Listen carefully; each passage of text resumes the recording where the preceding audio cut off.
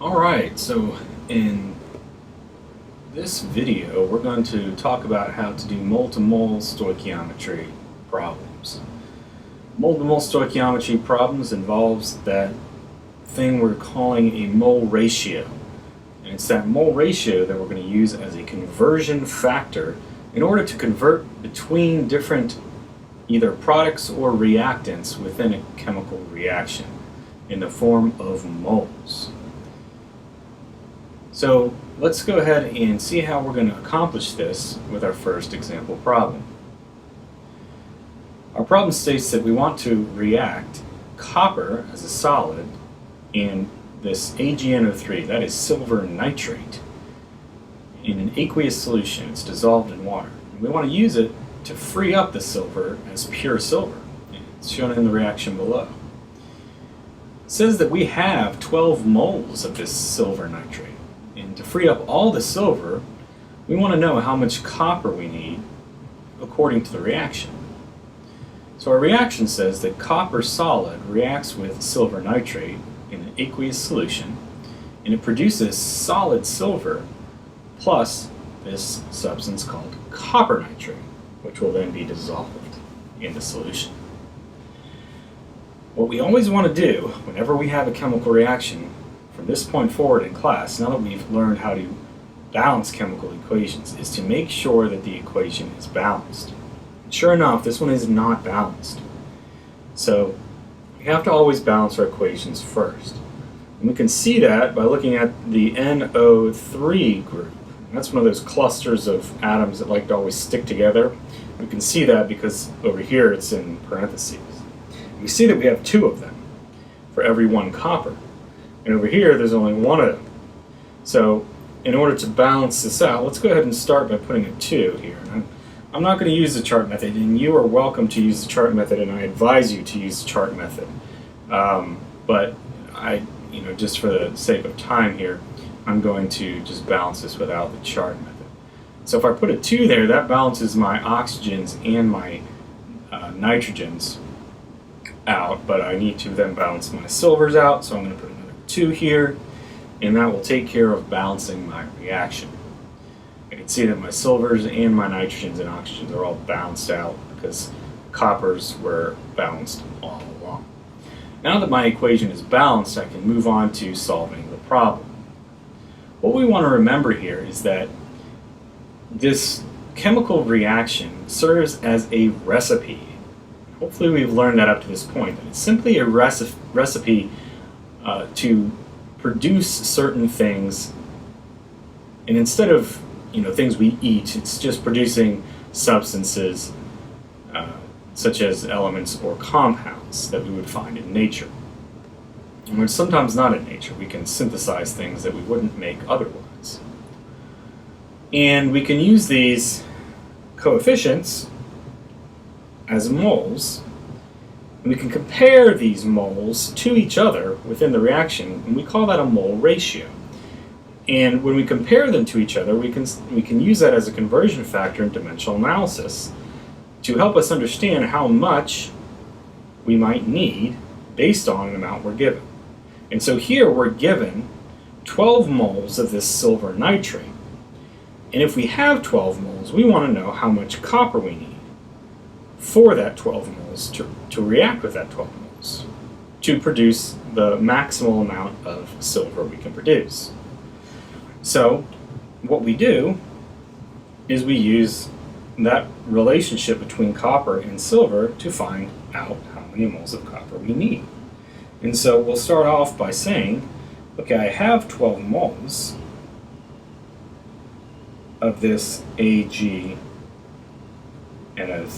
or silver nitrate, and I know that I want to solve for copper. So what I'm converting from is AgNO3, and what I'm converting to is copper solid, right? That was aqueous. And so we know by now that when we do dimensional analysis, whatever unit we start with, it always has to go on the bottom of our first conversion factor because it's got to cancel out. That's the point of using dimensional analysis. And so, if we want to convert from moles of AgNO3 to moles of copper, because both of these coefficients represent moles, and we're trying to find out how many moles of copper we need, then we're just going to write moles of copper on the top. Never thought you could convert between moles of one thing and moles of something else, did you? Well, you can. And we use our recipe to do that. So what we know from our recipe is that for every 2 moles of silver nitrate, I need 1 mole of copper. And that is what we call our mole ratio. And it's our conversion factor. And by doing that, we will now be able to determine how much copper we need. And 12 divided by 2 is 6. So we need, now if we're following significant digit rules, we would do 6.0, right? We always consider this conversion factor to be infinite, but if this is exactly 12 moles, which we're assuming it's measured out to be exact, then we need 2 significant digits. So 6.0 moles of copper. And there you have it. That's how you solve for how many moles of copper you would need.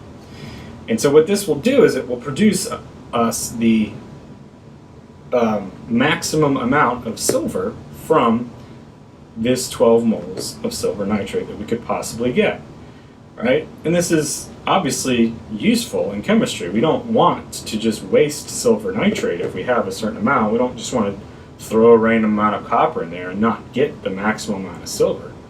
Silver is worth a whole lot of money, right?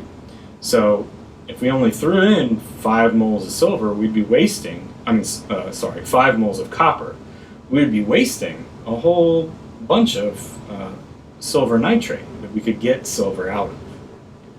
So it's important we know how to do this math. It's very important. All right, let's look at another sample problem.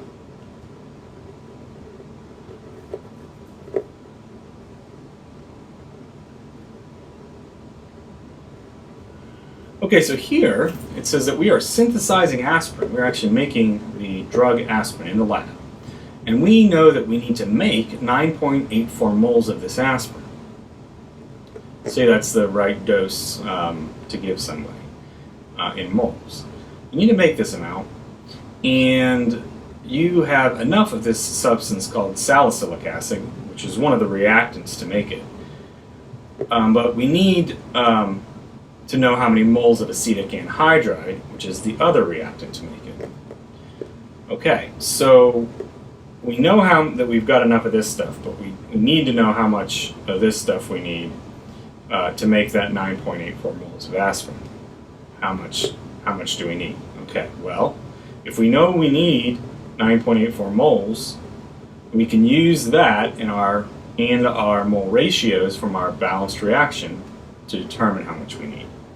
So what we have to always do is check to see if it's balanced. Okay, so I have 9, 10, 11 carbons on this side, 7, 11 carbons. Looks like our carbons are balanced. 6, 12, 8, or 12 hydrogens, that's balanced. We got 6 oxygens, 4, okay, looks like our equation is balanced. Well, that's really nice.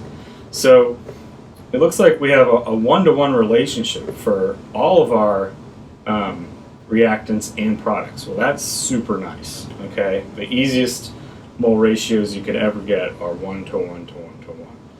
That doesn't happen very often. All right, so we know that we need to make 9.84 moles of aspirin. The abbreviation for aspirin is ASA. And that means moles of ASA goes on the bottom, right? And we know that for every 1 mole of aspirin, we're going to have needed 1 mole of acetic anhydride, AA. Well, that means that we need 9.84 moles of acetic anhydride. Okay, so that's how much we need in order to make our 9.84 moles of aspirin. So, a couple things to understand here is that mole ratios aren't always difficult, okay? A lot of times you can do them in your head if you know what you're doing, but it's also important to make sure you've balanced your chemical reaction, okay? If you know, this is balanced correctly, which it is, it makes it really easy, okay? And mole-to-mole problems don't have to be hard. So just because it's easy doesn't mean you're wrong. Also make sure that you understand that. Okay? So mole-to-mole stoichiometry is just a way for you to basically take a recipe, which is your chemical equation, and know how much of your ingredients you're going to need to make your product based on how much you have, or know how much of your product you're going to make based on the ingredients you have. Okay? That's what this is. Not so bad, but you do need to know how to do dimensional analysis, and you need to set up your problems right. And just understand what this mole ratio is and how to use it. So your turn to practice, and we'll go over your practice problems afterwards.